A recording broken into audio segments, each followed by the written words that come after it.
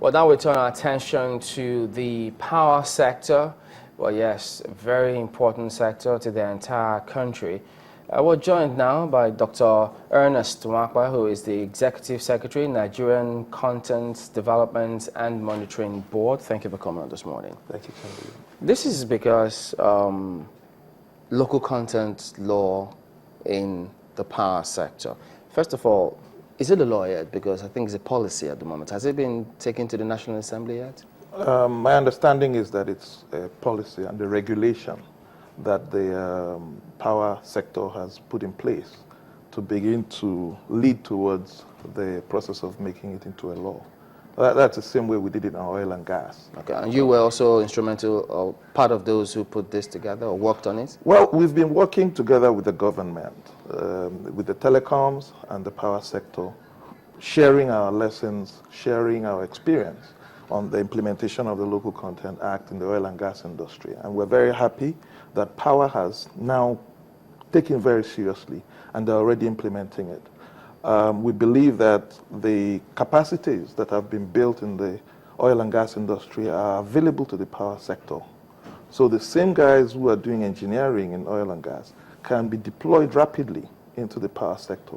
The capacity to fabricate pylons, the capacity to build switchgear that we have already been doing in the oil and gas industry can be rapidly deployed to kickstart the power sector local content reform. You know, local content, sorry, Chairman, local content is one area that you've been a long time coming. And if we look at what has been in the telecoms industry, people wonder if we can actually bring that back to the power sector, knowing full well, time and again, we had talked about the local producers of prepaid meters and how some of them have not been patronized even by some of these electricity companies. So how well can this be streamlined and put into a law that will make it well, mandatory for these ones to really get busy in the business? Yeah, you see, laws are very good, but what really makes the difference is the implementation. So we expect that as people get used to the fact that these capacities exist, the supervising ministry and the agencies in charge of regulating the power sector will begin to take lessons from the oil and gas industry and begin to insist that these things can be done. One of the key blockers for implementation is the actual belief system, the mindset. People still think it's easier, cheaper, and faster to just go to India and pick up these meters you're talking about. But I can tell you, because I know that a lot of factories are being set up as we speak.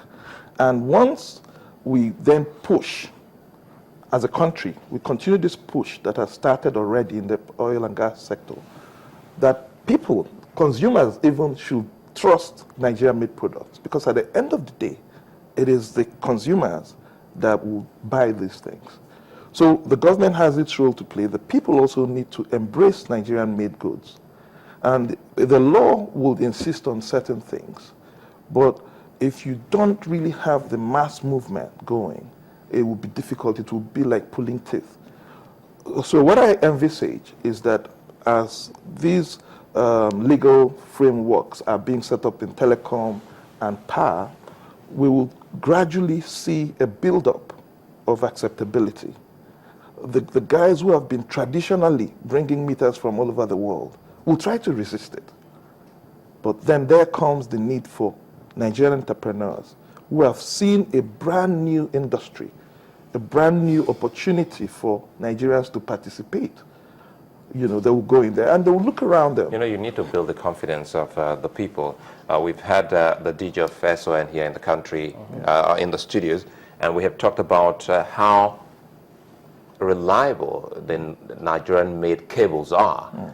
To those who are into electricity issues, they say Nigerian cables, for those doing wiring, are the best. Yes. But this has come with some form of confidence building by those manufacturers of cables in the country. So when we talk about meters, prepaid meters now specifically, what needs to be done by these manufacturers that will really put that confidence in the people to say we want to patronize made in Nigeria prepaid meters? It's back to the same philosophy, standards, going by the codes and not trying to cut corners. But I'll tell you something. The strategy for bringing these capacities into Nigeria is not really to develop Nigerian technology per se.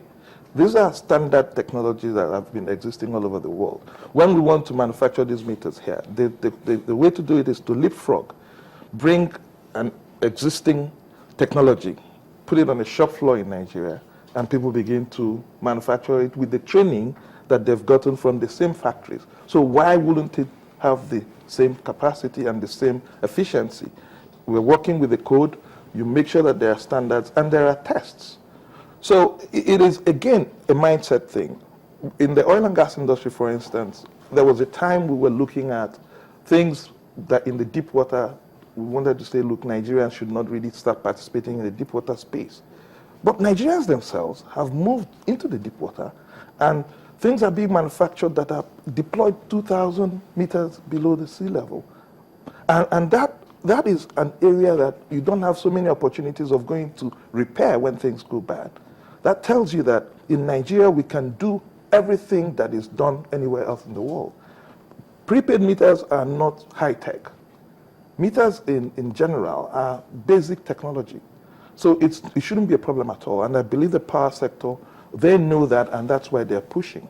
Well, some people will say that it's not really a problem because as it stands, we've been round and we've seen that quite a number of companies have already started existing. You talked about some being set up, but some are already in existence, have already produced these meters and are not seeing BHC and people to buy. Some have even gone as far as meeting with customers, to say, and I think that was also recognized by NERC when they said that, look, you could get from these people and over time it will be deducted from what you're supposed to pay as your bill on a monthly basis. But it would seem that patronage, for some reason, for some very queer reason, is still quite low. How do you see the Nigerian content, developing in the power sector, considering that this is not exactly like the oil sector? This has been mostly dominated by Nigerians over time. Yes. Okay, that's quite correct. The part that it's been dominated by Nigerians. But the Nigerian content aspect of it is like moving into manufacturing. What has been dominated by Nigerians is the importation and the installation. Today we are demanding manufacturing of components, assembly of components, and that's actually where the jobs are. The country has come to the realization that with what has happened in the past 4 years in local content under the leadership of President Goodluck Ebele Jonathan, that the only way to go is to go to manufacturing. And it will become very clear, and that's why I was so happy when I read the news, that finally the power sector, which is a massive sector, has decided to put their feet down and just watch and see. I've seen it happen before, and I can bet you that in a few months, you will start seeing the transformation. When they now set up the compliance regime and say to you, for instance, that if an inspection is carried out in your house and it's a foreign-made meter that is in your house, they will cut power. Whoa. I'm sorry, I don't get that. That cannot be based on the consumers because the consumers don't have little or no power as to the kind of meter that's given to them. The way it works you're talking about today. Yes. At the end of the day, the consumers will have a say in. You can decide to buy a meter made by one company or the other. No, what I mean is, right now, as it stands, NERC says you as a consumer have no business buying meters. Okay. Yes, consumers in the past, and many consumers now, if you ask them, they will tell you that they have paid for their meters, and some of them have still not been given the meters. But oftentimes what happens is, you have paid for the meter has been delivered to you. As to whether it was imported or whether it was locally made, you had absolutely no control over that. This is the end user you're talking about. Yes. But the energy company can be sanctioned. That's what I'm talking about. Okay. If company A, that will be a Disco A, is supplying an imported meter and you stop him from using that meter, he's not making revenue. So he has an incentive to make sure he complies with the law. But the first thing that you must do in all these matters is that you must make it clear what the law says or what the regulation says, and make it clear that as a government we are willing and able to insist that you obey the law or the rules. And there are tools and levers that you can use. When you prevent a disco from supplying power, they lose revenue, so they will work hard to do the right thing. And right now, what is good about this is that there are many companies setting up these facilities to manufacture.